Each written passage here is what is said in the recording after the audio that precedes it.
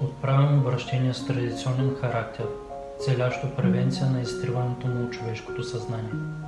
Моля, избягвайте да търсите уединение или резонанс с психични състояния, изпитали, преминали или просто изтласкали влиятелни личности, семейство или познати.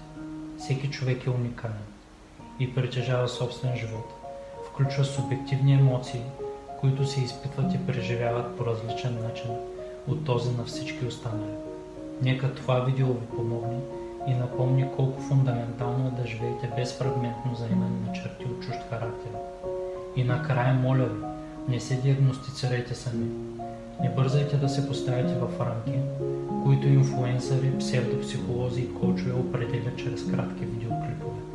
Диагностицирането на състояние в психологията е дълъг процес, при който дори и с професионалист резултатите не са категорично заключващи. Бъдете себе си.